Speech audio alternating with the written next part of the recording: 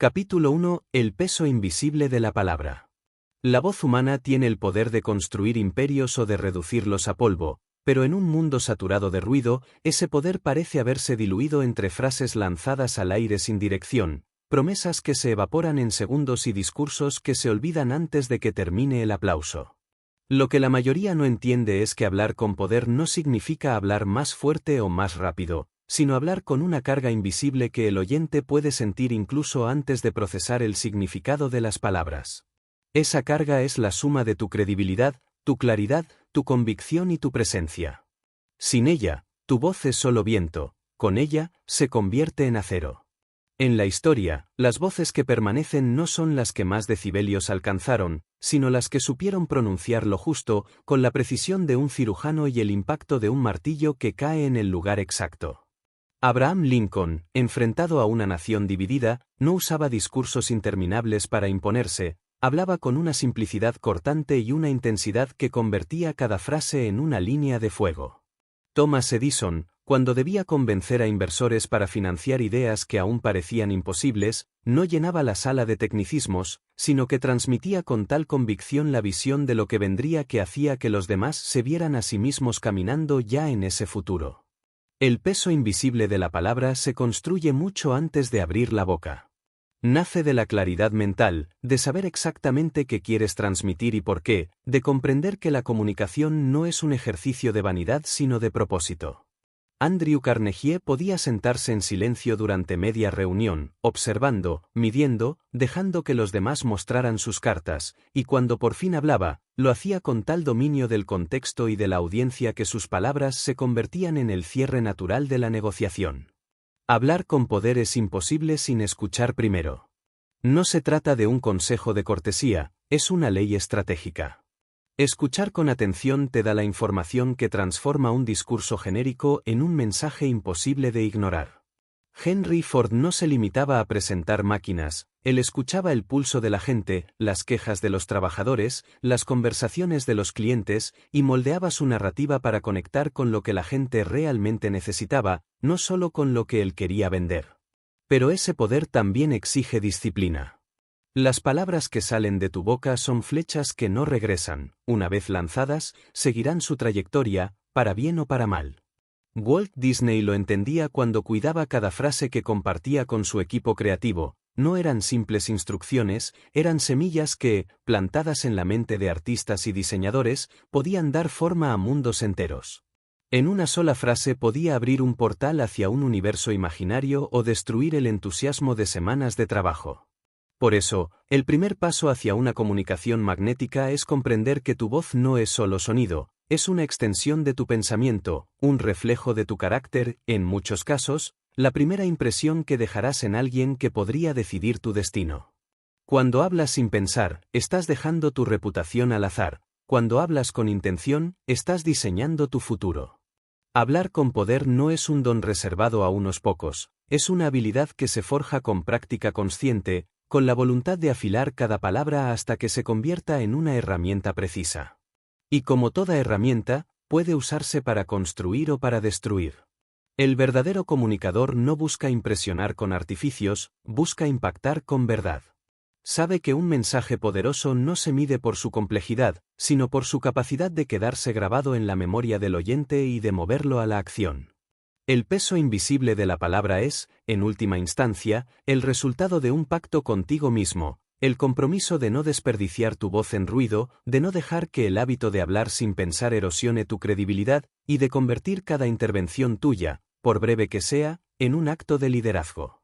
Porque, aunque no lo digas en voz alta, cada vez que hablas estás respondiendo a la misma pregunta silenciosa que todo oyente se hace: ¿vale la pena escuchar lo que tienes que decir? Capítulo 2. La autoridad silenciosa que atrae la atención. La autoridad verdadera en la comunicación no se impone gritando ni ocupando todo el espacio con palabras apresuradas, sino que surge de una presencia que se siente incluso antes de que el primer sonido salga de tu boca.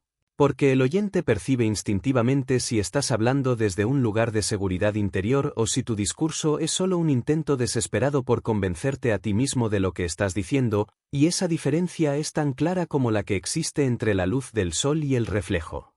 En un espejo, Una tiene su propia fuente de energía, la otra depende de algo externo para brillar. La autoridad silenciosa se construye antes de entrar en la sala, antes de la reunión, antes del discurso, nace de la preparación, del estudio, de la experiencia vivida y sobre todo de la coherencia entre lo que dices y lo que eres, porque ninguna técnica retórica puede reemplazar el peso de una vida alineada con las palabras que pronuncias. En la historia, los líderes que han marcado generaciones no eran siempre los más elocuentes, pero sí los más congruentes. Su credibilidad no se basaba en frases ensayadas, sino en la certeza de que habían pagado el precio por el conocimiento que compartían.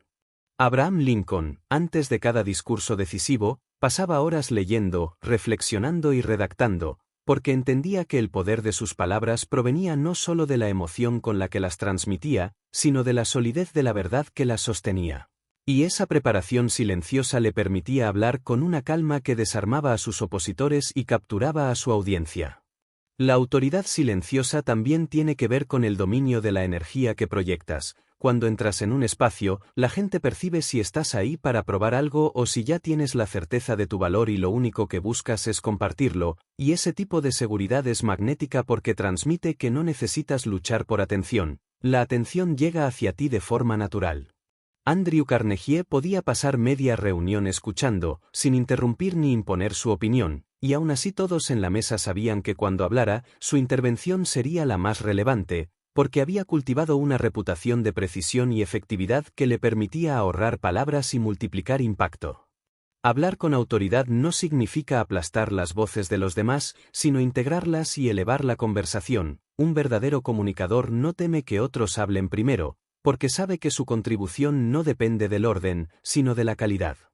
Henry Ford escuchaba a ingenieros y operarios describir problemas y sugerencias antes de dar su veredicto, y muchas veces su respuesta no era una exposición larga, sino una frase breve que cortaba la complejidad en su núcleo esencial, mostrando que había entendido la situación mejor que nadie en la sala. La autoridad silenciosa también se nutre de la capacidad de contener el impulso de hablar por nerviosismo. Muchos arruinan su impacto porque confunden la incomodidad del silencio con debilidad, y tratan de llenarlo a toda costa, cuando en realidad el silencio puede ser un aliado que aumenta el peso de tus palabras.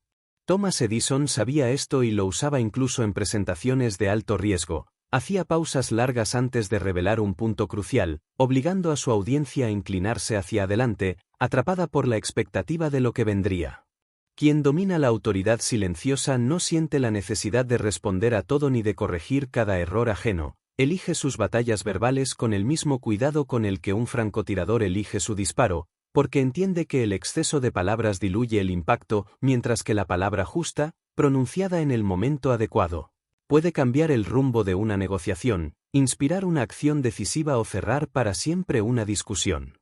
Y esta autoridad no se construye con atajos, sino con un compromiso constante de perfeccionar el pensamiento, afinar la observación y vivir de acuerdo con los principios que se defienden en público.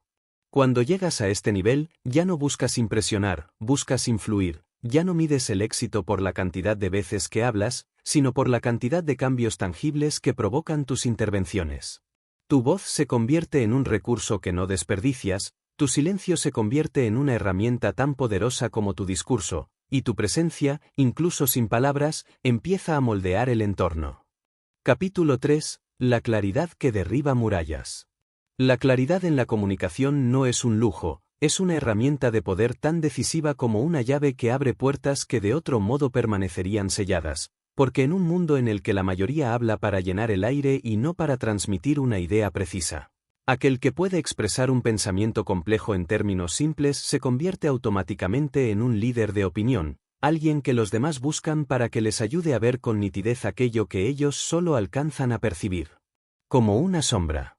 La claridad no significa reducir la profundidad de tus ideas, sino destilarla, quitarle todo lo innecesario hasta que quede la esencia pura que cualquiera pueda comprender y recordar, y eso exige un trabajo mental que pocos están dispuestos a hacer, porque obliga a cuestionar cada palabra y a eliminar el ego que busca impresionar con lo complicado.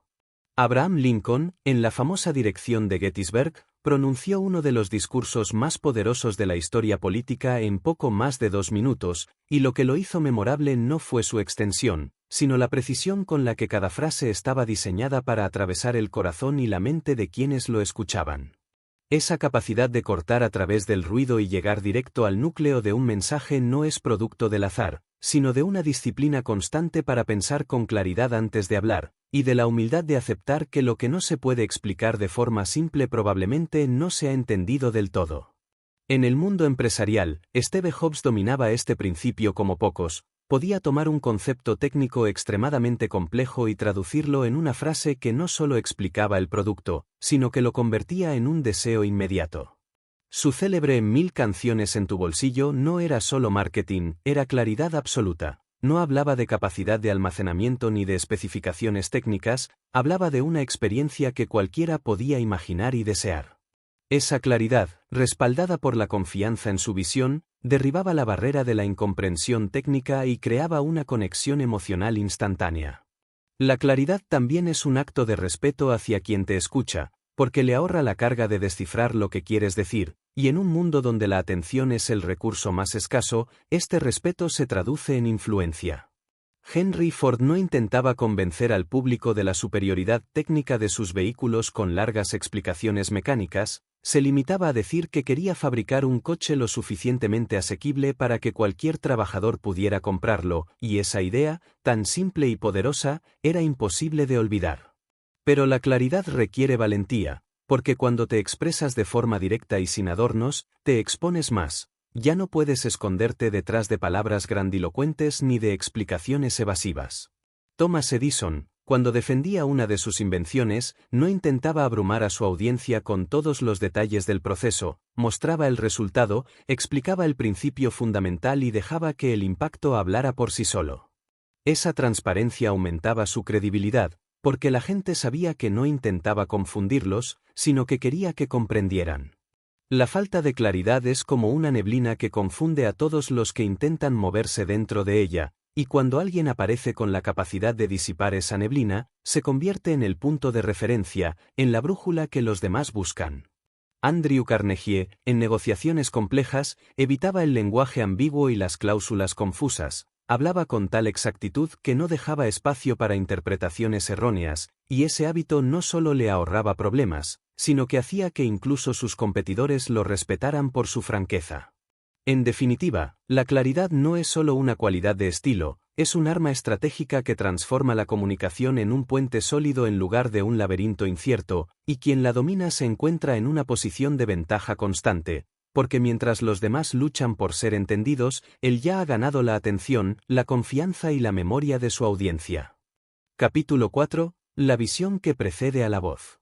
Antes de que una palabra cargada de poder pueda salir de tu boca, debe existir una visión clara que la sustente, porque sin visión, las palabras son como flechas lanzadas al azar, y aunque puedan volar lejos, nunca darán en un blanco definido. La visión es la brújula silenciosa que orienta tu comunicación, el marco invisible que le da coherencia a cada frase. Y cuando está presente, todo lo que dices parece moverse en una misma dirección, como si cada palabra fuera un paso deliberado hacia un destino inevitable. Las grandes figuras de la historia no se limitaban a reaccionar a lo que sucedía a su alrededor, hablaban desde un lugar en el que el futuro ya estaba imaginado, y por eso sus discursos no solo describían la realidad, sino que la redibujaban.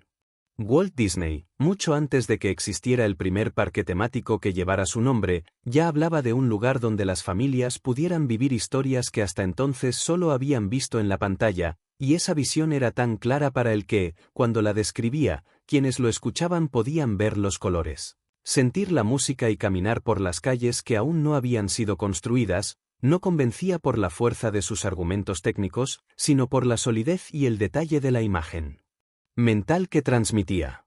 De la misma manera, Abraham Lincoln no solo hablaba de preservar la unión durante la guerra civil, hablaba de un país que, una vez superada la crisis, sería más fuerte y más justo que antes, y esa imagen del futuro le daba a sus palabras un peso que ninguna estadística ni dato frío podrían haber alcanzado. Tener visión es ver lo que otros no ven y tener el coraje de hablar de ello como si ya existiera, porque en ese acto de describir lo que todavía no es, está sembrando la semilla de lo que puede llegar a ser.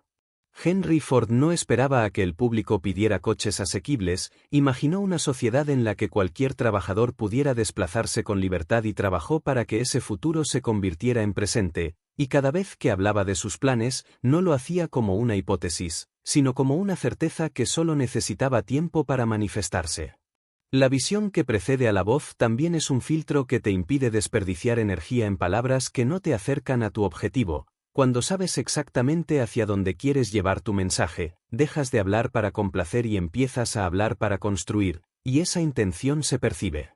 Andrew Carnegie no asistía a reuniones para impresionar con su elocuencia, sino para alinear voluntades con la visión que tenía para sus empresas y para la filantropía que marcaría el final de su vida, y esa coherencia hacía que incluso quienes no compartían sus métodos no pudieran ignorar la fuerza de su propósito.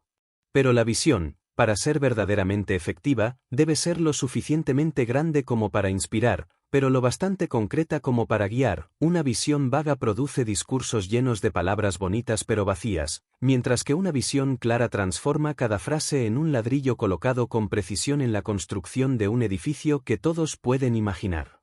Thomas Edison no hablaba de innovación como un concepto abstracto. Hablaba de iluminar hogares, de que las calles dejaran de depender de lámparas de gas, de que la noche fuera conquistada por la electricidad, y esa concreción hacía que su visión fuera más fácil de seguir y más difícil de cuestionar. En el fondo, la visión es el origen del magnetismo en la comunicación, porque cuando hablas de algo que ves con absoluta nitidez y convicción, tu audiencia siente que le estás mostrando un mapa hacia un lugar que ellos también quieren alcanzar, aunque no supieran que existía antes de escucharte.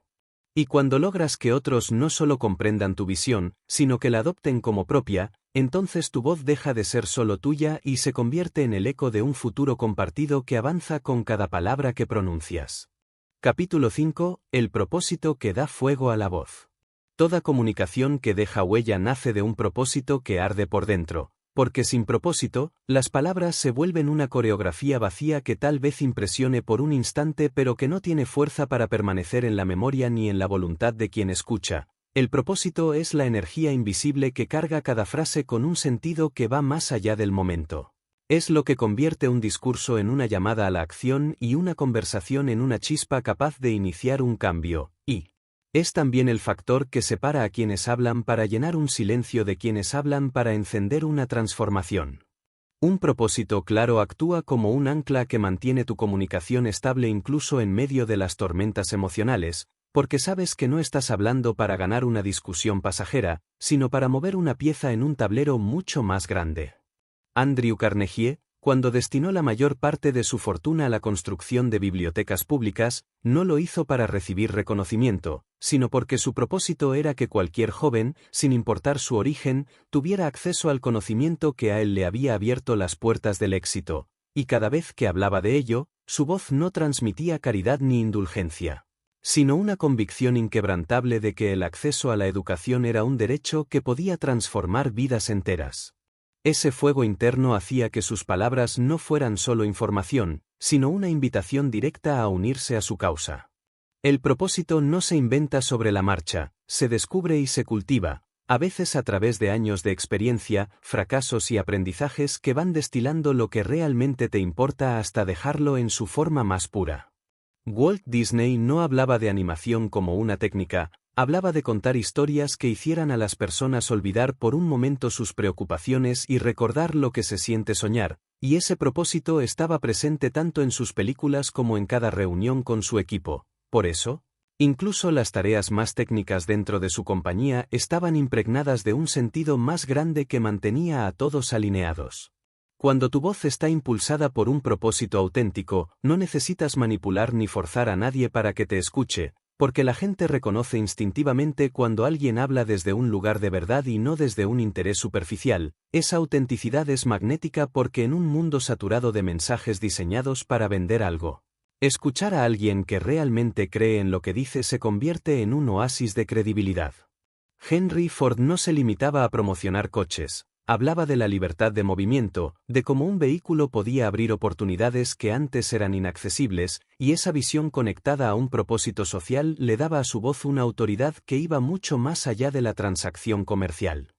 Pero el propósito no solo amplifica tu voz hacia afuera, también la fortalece hacia adentro. Cuando lo tienes claro, las críticas pierden parte de su poder para desviarte, las dudas se reducen y la tentación de callar por miedo disminuye, porque sabes que lo que estás diciendo no es solo una opinión, sino una pieza necesaria para avanzar hacia algo que importa profundamente. Thomas Edison enfrentó innumerables burlas y resistencias por sus ideas, pero su propósito no era demostrar que tenía razón, sino iluminar el mundo, y esa misión lo mantuvo hablando, experimentando y defendiendo sus conceptos incluso cuando todo parecía perdido. En última instancia, el propósito es lo que separa una voz común de una voz legendaria, porque la primera puede desaparecer cuando cambian las tendencias o las circunstancias, mientras que la segunda sobrevive al paso del tiempo precisamente porque está conectada a algo que trasciende lo inmediato. Y cuando descubres el tuyo, no vuelves a hablar de la misma manera, cada palabra se convierte en un ladrillo colocado en la construcción de un edificio que sabes que no levantarás solo, pero que solo puede empezar a existir si tienes el coraje de poner la primera piedra con tu voz. Capítulo 6. La disciplina que afila la lengua y el pensamiento.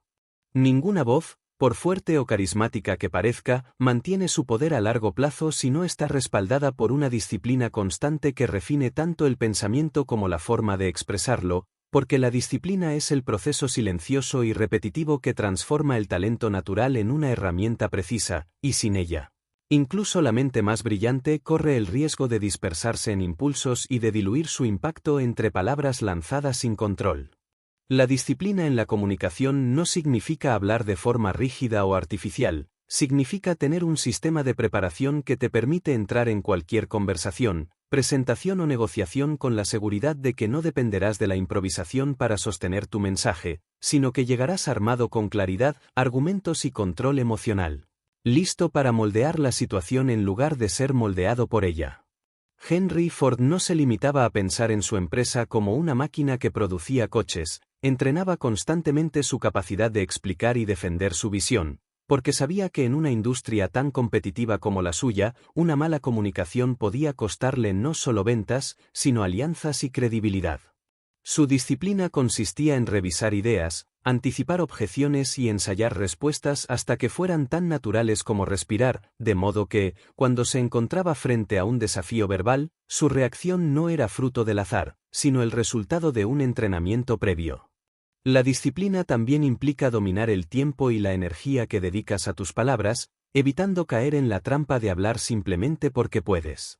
Andrew Carnegie tenía una regla: nunca intervenir en una conversación sin antes haber escuchado lo suficiente para aportar algo que realmente cambiara el curso de la misma, y para aplicar esa regla necesitaba una autodisciplina férrea que le permitiera controlar el impulso de hablar antes de que fuera necesario.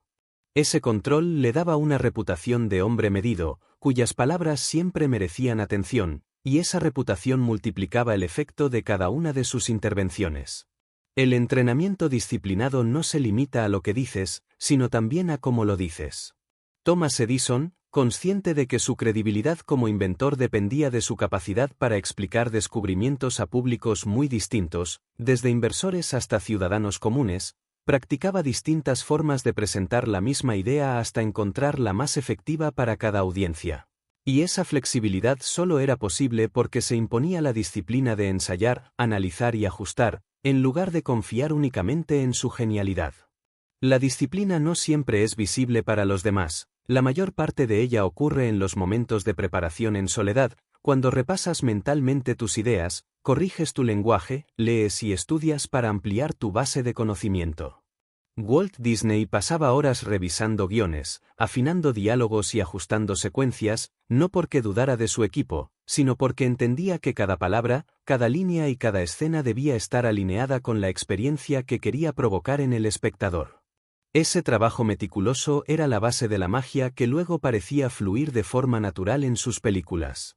En la comunicación, la disciplina es lo que evita que tus palabras se conviertan en ruido y lo que te permite afilar tu mensaje hasta que sea capaz de atravesar las distracciones y llegar intacto al núcleo de la mente de quien escucha. Sin ella, el poder de tu voz depende de la suerte; con ella, cada intervención tuya se convierte en una acción deliberada que avanza tu propósito. Y cuando comprendes esto, empiezas a tratar tu capacidad de comunicar como un músculo que requiere entrenamiento constante, porque sabes que, igual que un guerrero no afila su espada solo el día de la batalla, tú no puedes esperar que tu voz sea poderosa si no la has preparado mucho antes de usarla. Capítulo 7. La acción que respalda cada palabra.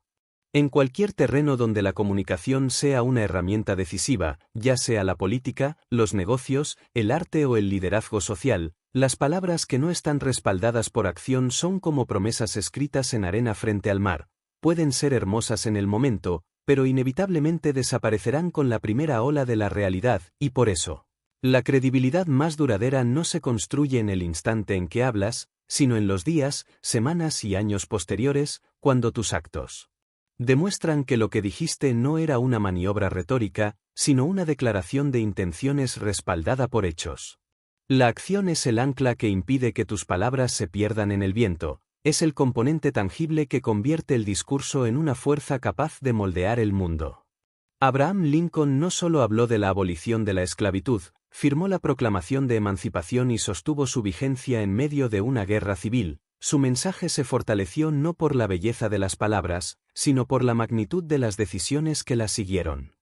Henry Ford no solo decía que quería democratizar el automóvil, construyó una cadena de montaje que redujo los costos a niveles que lo hicieron posible, y esa coherencia entre lo que proclamaba y lo que hacía convertía sus declaraciones en algo que las personas podían creer sin reservas. La acción como respaldo no significa reaccionar de inmediato a cada palabra que pronuncias, sino tener un compromiso constante con tus principios, de manera que incluso cuando no hablas, tus acciones continúan transmitiendo el mismo mensaje. Andrew Carnegie podía hablar horas sobre el valor de la educación, pero lo que realmente consolidaba ese mensaje era la red de bibliotecas que financió en todo el mundo. Esas edificaciones eran argumentos más sólidos que cualquier discurso, porque estaban hechas de piedra, madera y libros que cambiaban vidas. Hablar sin actuar es como sembrar sin regar. Por más que la semilla sea buena, jamás dará fruto. Thomas Edison no se limitaba a presentar ideas a la prensa o a sus inversores, cada concepto que comunicaba estaba acompañado de prototipos, experimentos y pruebas que demostraban que no se trataba de un simple sueño, sino de una realidad en construcción. Esa consistencia entre palabra y acción es lo que alimenta la confianza, y la confianza, una vez ganada, actúa como un multiplicador del impacto de tu comunicación. La acción también te protege del desgaste natural que sufren las palabras con el tiempo. Un discurso, por poderoso que sea, empieza a perder fuerza si no se ve respaldado por avances visibles. Walt Disney podía hablar durante horas sobre su visión para Disneyland, pero lo que hizo que sus inversionistas y colaboradores se comprometieran fue ver los planos, los maquetas y las obras en marcha. Ese testimonio tangible de acción convertía las promesas en certezas. Además, la acción coherente con tu mensaje tiene un efecto acumulativo. Cada vez que actúas de acuerdo con lo que dices, no solo refuerzas tu credibilidad, sino que aumentas la disposición de otros a seguirte, porque en un mundo saturado de discursos vacíos, la persona que cumple lo que promete se convierte en un faro al que los demás se sienten atraídos de forma natural. La acción, entonces, no es solo el complemento de la palabra, es la prueba definitiva de que tu voz merece ser escuchada, porque no se limita a señalar el camino, sino que lo recorre. Y aquí reside una verdad incómoda. Muchas veces, las acciones necesarias para respaldar tus palabras son más difíciles, más largas y más costosas de lo que parecía cuando las pronunciaste, pero precisamente en esa dificultad es donde se forja el valor de tu voz. Hablar de cambio es fácil, vivir el cambio, sostenerlo y demostrarlo día tras día es lo que transforma a un orador en un líder cuya palabra tiene el peso de un contrato no escrito. Capítulo 8. La gratitud como fuerza amplificadora de la voz. En un mundo en el que la comunicación se ha convertido para muchos en un ejercicio de autopromoción constante, la gratitud parece un elemento ajeno a las estrategias de persuasión, y sin embargo, quienes han dejado una huella profunda y duradera en la historia entendieron que la gratitud no es simplemente un gesto de cortesía, sino una fuerza invisible que amplifica el alcance y la resonancia de tu voz, porque cuando hablas desde un lugar de reconocimiento hacia quienes han influido en tu camino, no solo proyectas humildad, sino que construyes un puente emocional que conecta de forma inmediata con la experiencia universal de quien escucha. La gratitud rompe la distancia entre orador y audiencia porque elimina la sensación de que hablas únicamente para beneficio propio y, en cambio, revela que tu mensaje está anclado en algo más grande que tú.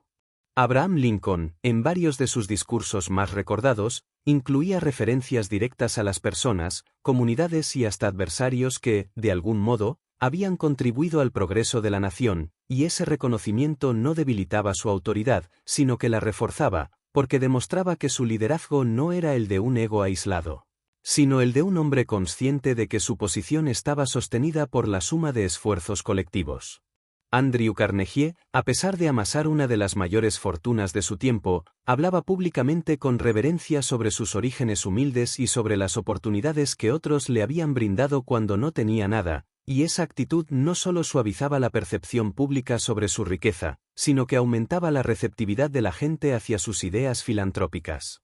La gratitud en la comunicación no se limita a dar las gracias de manera superficial, sino a integrar en tu narrativa la historia de cómo llegaste a donde estás, reconociendo de forma genuina a quienes fueron parte de ese proceso, y eso requiere vulnerabilidad, porque implica admitir que no lo lograste todo solo. Henry Ford, por ejemplo, nunca ocultó la influencia que tuvieron sus primeros colaboradores y mentores en la creación de su modelo de producción. Hablar de ellos con respeto no le restaba mérito, sino que mostraba que entendía la magnitud del trabajo en equipo y la importancia de rodearse de personas valiosas. Cuando la gratitud está presente en tus palabras, se percibe incluso sin que la declares explícitamente, porque tu tono, tu manera de escuchar y tu disposición a reconocer el valor en las contribuciones ajenas reflejan un respeto auténtico por el intercambio humano, y esa cualidad es rara en un entorno dominado por discursos que buscan dominar o imponer. Thomas Edison, aunque era conocido por su fuerte carácter y por proteger ferozmente sus patentes, también sabía reconocer públicamente a inventores, ingenieros y técnicos que habían colaborado en sus proyectos. Y esa combinación de ambición con gratitud ayudaba a construir una narrativa en la que su figura era tanto la de un genio como la de un líder capaz de inspirar y motivar a otros.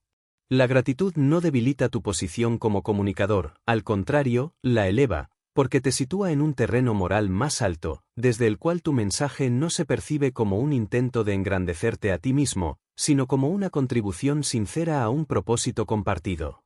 Walt Disney entendía esto a la perfección. En lugar de adjudicarse todo el mérito de su imperio creativo, solía destacar el trabajo de los animadores, escritores y músicos que daban vida a sus ideas. Esa práctica no solo generaba lealtad interna, sino que también fortalecía la percepción pública de que sus producciones eran el fruto de una colaboración extraordinaria.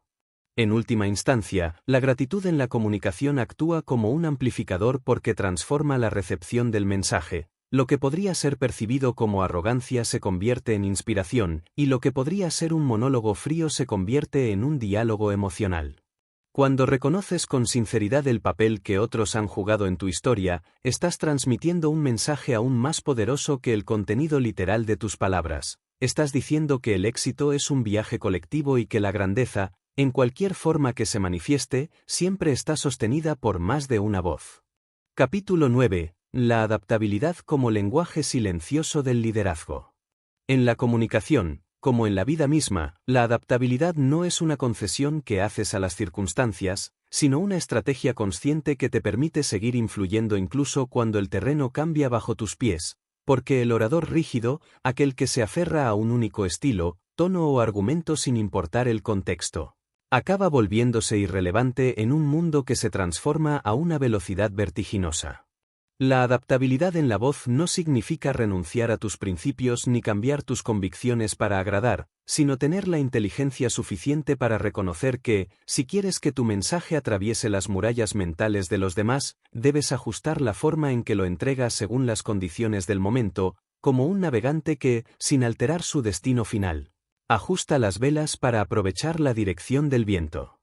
Andrew Carnegie, en su papel de industrial y filántropo, entendió muy temprano que no podía hablarle a un grupo de banqueros de la misma forma que le hablaba a una audiencia de obreros, porque cada grupo tenía un marco de referencia distinto, un conjunto de valores y preocupaciones propias, y si quería que su mensaje fuera aceptado, debía encontrar el puente lingüístico y emocional que conectara su visión con las realidades de cada uno. Henry Ford aplicaba la misma lógica cuando presentaba su modelo de negocio a diferentes públicos. Con inversores hablaba de eficiencia y rentabilidad, con trabajadores hablaba de estabilidad laboral y orgullo de producción, y con clientes hablaba de libertad personal y movilidad. El núcleo del mensaje era el mismo. Pero la envoltura estaba adaptada al oído que lo recibiría. La adaptabilidad no es improvisación sin dirección, es una flexibilidad meticulosa que solo es posible cuando dominas a fondo tu materia y tienes absoluta claridad de tu objetivo, porque solo entonces puedes permitirte modificar el camino sin perder el destino. Thomas Edison, al presentar sus innovaciones, podía cambiar radicalmente el tono de sus demostraciones según detectara entusiasmo, escepticismo o resistencia en su audiencia, porque no estaba encadenado a un guión rígido, sino que utilizaba cada reacción como un dato en tiempo real para ajustar el rumbo de la conversación y maximizar su efecto persuasivo. En la comunicación estratégica, la adaptabilidad es también la capacidad de leer el momento y decidir cuándo no es el instante adecuado para hablar, porque a veces el liderazgo se demuestra no interviniendo, esperando que el contexto madure y luego introduciendo tu mensaje cuando el terreno está listo para recibirlo. Walt Disney lo entendía de forma casi instintiva. Cuando una idea para un proyecto era recibida con resistencia, no la forzaba en el mismo instante, la dejaba reposar, permitía que las circunstancias cambiaran, y luego la traía de vuelta con un enfoque renovado que resultaba mucho más fácil de aceptar. Ser adaptable implica tener el control de tu ego, porque el ego quiere imponerse siempre, decir así es como yo lo hago y así es como debe ser. Pero la realidad es que la comunicación más poderosa es la que logra que la otra parte sienta que la idea también es suya, y para eso es necesario ceder espacio, permitir que otros participen en la construcción del mensaje, y ajustar el lenguaje para que encaje con su identidad y visión del mundo. Esta habilidad no es debilidad, es una forma de influencia mucho más sofisticada que la imposición directa, porque quien se siente partícipe de una idea la defenderá con más fuerza que si se la hubieran impuesto. La adaptabilidad también tiene una dimensión técnica, conocer distintos registros del lenguaje, dominar herramientas retóricas diversas, entender cómo modular la voz, cuándo acelerar o frenar el ritmo, cuándo utilizar datos fríos y cuándo recurrir a una historia que active las emociones. Un comunicador que no adapta su herramienta de expresión a la situación es como un músico que solo sabe tocar una melodía, sin importar el tipo de audiencia o el lugar en el que se presenta. En cambio, quien sabe adaptarse tiene un repertorio que le permite conectar tanto en un escenario multitudinario como en una conversación privada, en un entorno académico o en un ambiente popular, sin perder su esencia. La adaptabilidad como lenguaje silencioso del liderazgo también implica aceptar que no todos los mensajes deben entregarse de la misma manera que fueron concebidos. A veces, la idea más importante de tu vida debe ser comunicada con un formato distinto al que imaginaste, porque la prioridad no es tu comodidad como emisor, sino la recepción efectiva del mensaje. Steve Jobs cambió radicalmente el formato de las presentaciones de Apple, eliminando datos técnicos innecesarios y transformándolos en experiencias visuales y emocionales, porque entendía que no estaba vendiendo solo tecnología, sino una visión, y esa visión debía entrar por la mente y por el corazón al mismo tiempo. Al final, la adaptabilidad en la comunicación es la diferencia entre una voz que se apaga cuando cambian las condiciones y una voz que se mantiene relevante en cualquier escenario. No es renuncia a tu verdad, es la capacidad de vestir esa verdad con el traje adecuado para cada ocasión, de forma que nunca pierda su esencia, pero siempre encuentre la manera de ser escuchada. El líder adaptable no teme a los cambios de guión porque sabe que su mensaje no depende de las palabras exactas que usa, sino de la comprensión profunda de lo que quiere provocar en quien lo escucha. Y cuando alcanzas ese nivel, dejas de ver el cambio como una amenaza y empiezas a verlo como una oportunidad para que tu voz resuene en lugares y corazones donde antes habría pasado inadvertida. Capítulo 10. La resiliencia que cimenta la credibilidad de la voz. En el terreno de la comunicación, la resiliencia no es un simple rasgo de carácter que te permite volver a levantarte después de un tropiezo, sino un componente esencial de la credibilidad que proyectas cada vez que hablas, porque las personas no solo escuchan lo que dices en el momento presente, sino que evalúan de forma consciente o inconsciente la trayectoria que te ha traído hasta aquí, y esa trayectoria está hecha tanto de victorias como de derrotas, de momentos en los que tu mensaje fue bien recibido y de otros en los que fue ignorado o atacado, y lo que realmente les inspira confianza no es que nunca hayas fallado, sino que hayas demostrado una capacidad inquebrantable para sostener tu voz y tu visión incluso cuando las circunstancias parecían destinadas a silenciarte. Abraham Lincoln es un ejemplo perfecto de cómo la resiliencia forja credibilidad. Antes de llegar a la presidencia, perdió más elecciones de las que ganó, sufrió reveses personales devastadores y enfrentó críticas feroces, y sin embargo, en lugar de retirarse del espacio público, utilizó cada una de esas derrotas como una oportunidad para afinar sus argumentos, ampliar su perspectiva y fortalecer la solidez de sus convicciones. Así, cuando finalmente llegó al poder y habló a la nación en su momento más crítico, sus palabras no eran las de un político improvisado, sino las de un hombre que había pasado por el fuego y había salido con una voz templada por la experiencia. La resiliencia en la comunicación no significa ignorar las críticas o fingir que los golpes no te afectan, sino aprender a procesarlos de manera que se conviertan en combustible para tu mensaje, porque cada ataque, cada rechazo y cada malentendido son pruebas de estrés que revelan si tu narrativa está construida sobre arena o sobre roca. Thomas Edison, que enfrentó el descrédito público de científicos, empresarios y medios de comunicación en más de una ocasión, no se dedicó a contrarrestar cada crítica con argumentos defensivos. Su respuesta más contundente era seguir trabajando hasta que los resultados hablaran por sí mismos, y de este modo, cada vez que reaparecía con un avance o un invento exitoso, su voz se volvía más difícil de ignorar.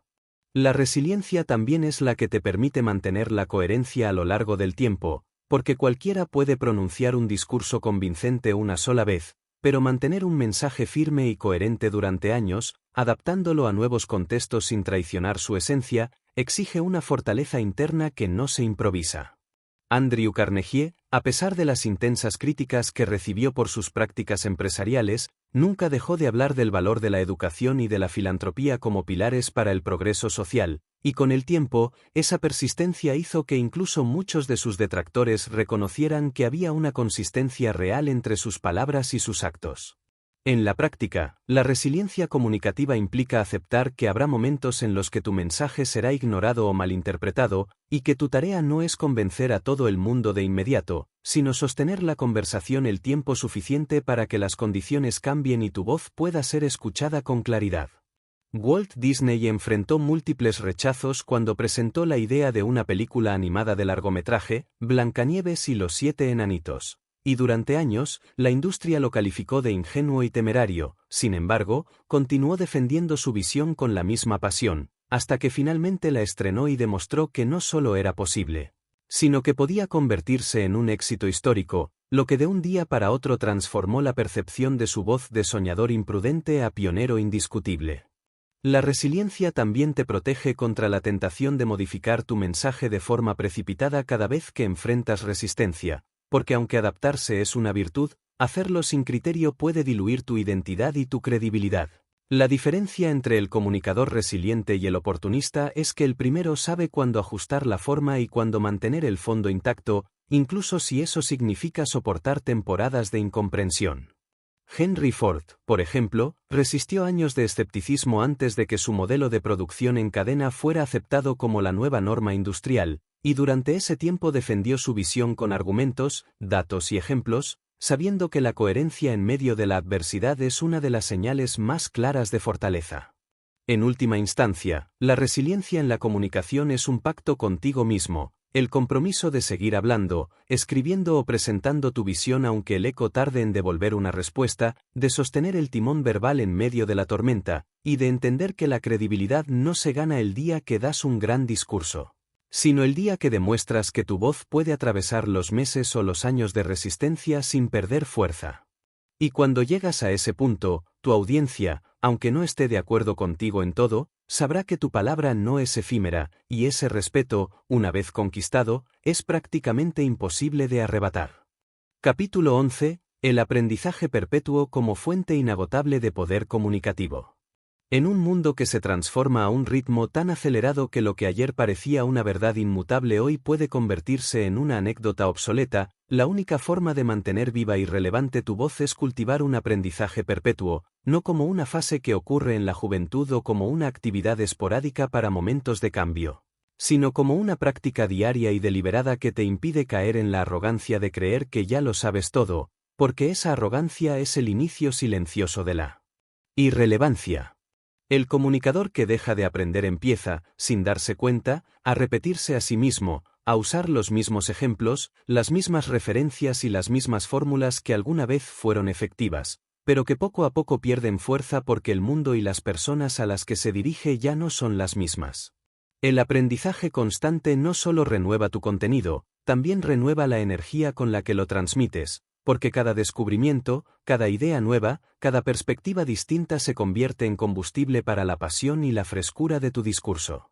Andrew Carnegie, incluso después de alcanzar una de las fortunas más grandes de la historia, dedicaba horas cada día a leer, escuchar a expertos en campos completamente ajenos a su industria y debatir ideas con personas que podían desafiar sus creencias, porque entendía que su influencia no se sostenía únicamente por el capital que poseía, sino por la amplitud y profundidad de su pensamiento. Esa curiosidad activa le permitía anticipar cambios en la economía y en la sociedad antes que muchos de sus competidores, y en consecuencia, adaptar su mensaje y sus decisiones con una ventaja estratégica inalcanzable para quienes se limitaban a operar con conocimientos ya caducados. El aprendizaje perpetuo también implica desaprender, y aquí radica uno de los mayores retos para cualquier líder o comunicador, porque soltar una idea que ha sido parte de tu identidad exige un acto de humildad y valentía. Significa reconocer públicamente que lo que defendiste en el pasado ya no es válido, y que has decidido cambiar de rumbo no por conveniencia, sino porque has encontrado una verdad más precisa.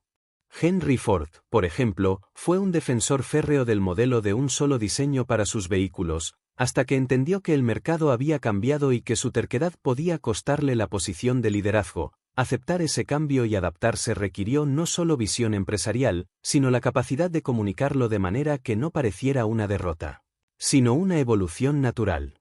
El aprendizaje continuo también alimenta la credibilidad, porque cuando la gente percibe que no te limitas a reciclar viejas ideas, sino que te mantienes actualizado, abierto y receptivo, tu voz se convierte en un punto de referencia confiable en un mar de mensajes repetitivos. Thomas Edison, a pesar de sus miles de patentes, nunca dejó de experimentar con nuevas tecnologías, incluso cuando sus competidores lo consideraban un hombre que ya lo había logrado todo. Esa sed insaciable de conocimiento hacía que cada vez que hablaba de innovación, sus palabras tuvieran el respaldo de hechos recientes y no solo de logros pasados. Aprender de manera constante no se trata únicamente de acumular información, sino de integrarla a tu forma de pensar y de comunicar, de tal manera que, cuando te enfrentas a un público, puedas conectar conceptos que aparentemente no tienen relación y crear metáforas, analogías y ejemplos que enciendan la comprensión en quienes te escuchan.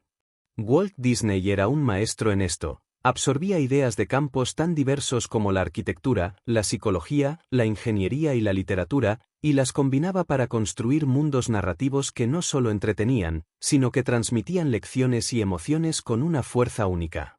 Este hábito de aprendizaje también te prepara para lo inesperado, porque en la comunicación, como en la vida, las preguntas más difíciles no siempre son las que anticipaste. Y cuando tu mente está entrenada para aprender de forma constante, tienes más recursos para responder con inteligencia, incluso en situaciones imprevistas. La improvisación efectiva no es fruto del azar, sino del trabajo acumulado de un cerebro que está acostumbrado a absorber, procesar y reorganizar información rápidamente. En última instancia, el aprendizaje perpetuo no es solo una ventaja táctica, sino una declaración de principios. La afirmación de que tu voz nunca será estática, que siempre tendrá algo nuevo que aportar, y que tu influencia crecerá no por repetirte, sino por reinventarte sin perder tu esencia. Un comunicador que aprende constantemente se convierte en un explorador intelectual que invita a otros a caminar con él hacia territorios desconocidos, y esa invitación, en un mundo donde tantos prefieren la comodidad de lo familiar, es uno de los mensajes más magnéticos que se pueden ofrecer. Capítulo 12. La síntesis entre el silencio y la palabra como cumbre del poder comunicativo.